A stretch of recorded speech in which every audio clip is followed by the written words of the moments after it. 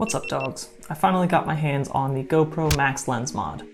As of this recording, they're still very hard to get, so if you're looking for it, keep trying and hopefully they come back in stock soon. I hit the roller deck yesterday to test this out. Unfortunately, it's been raining here a ton, and I haven't used this all that much yet. And because I haven't had much time with it, this video is much less of a review and more of a first impressions to see if I can offer you another opinion before you decide if this is right for you. Looking at the design, GoPro packages this in a small rubberized case. Your original removable lens fits in the small half. The Max Lens Mod element is obviously curved and it protrudes, so having the rubberized case is a nice touch for easy handling. When installed, the mod is a bit chunky. I didn't seem to notice the extra weight when wearing it on the helmet, but obviously it's going to make your camera less compact. The mod fits on extremely tightly, and I'm talking so tight that when you twist this on the first couple times, there's a slight scraping sound. It's almost as if there isn't enough tolerance between the lens and the camera mount. It probably doesn't matter much. I don't think it negatively affects the camera,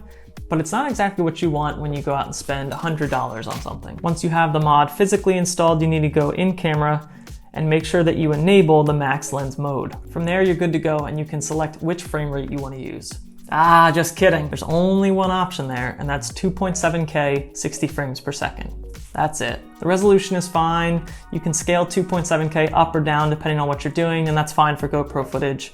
But I would have liked to have seen 120 frames per second with the mod enabled. What you do get is exactly what is advertised, and that's a super wide field of view with crazy stabilization and horizon lock. You're probably already familiar, but because GoPros use electronic image stabilization as opposed to optical image stabilization, they need to crop in to achieve that hypersmooth and hypersmooth boost mode. And thus their solution for providing something that's super stable but still super wide is this hardware modification right here. I'm recording this video at 24 frames per second, so with 60 frames per second, I can slow down my sample clips 2.5 times. To be honest, the slow-mo isn't the best quality.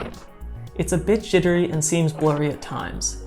I think it's due to the increased stabilization fighting to keep everything smooth, but this might perform better with more light. I'll just have to test more. Also, if you're using ProTune, you might not be able to keep your shutter speed at 1/120th of a second to follow the 180-degree shutter rule. Even on an overcast day, my sky was completely blown out. I will have to play around with the ISO and shutter speed settings to see if I can improve this moving forward. Like I said, despite the lack of frame rate options, this does exactly what is advertised to achieve that super stable, super wide view. For action sports like hockey, that allows me to capture plenty of the play out in front of me, while at the same time still being able to capture a lot of the stick handling that's happening close to my body. The orientation lock is also pretty sick. For instance, this vertical footage was taken even while the camera was horizontal. All I did was turn my helmet 90 degrees, press record to lock it in, and then put the helmet back on with the camera attached in the normal position. That's really cool for anybody who's taking a lot of vertical video, say for instance, when posting on Instagram. This might be a mode that some people don't use as often,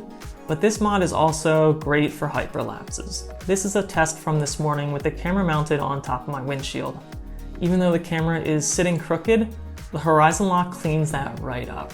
If you're looking for creative shots to spice up some of your projects, I think this is something that I might use more in the future, specifically for travel videos. So if you're looking to record in 60 frames per second, you need that stabilization, but also that super crazy wide view, I think the GoPro Max Lens Mod is worth checking out. But if you're married to 4K, 120 or 240 frames per second footage in the way that I often record, this might be a good thing to wait on a little bit longer and see if you would actually even use some of those 60 frames per second modes.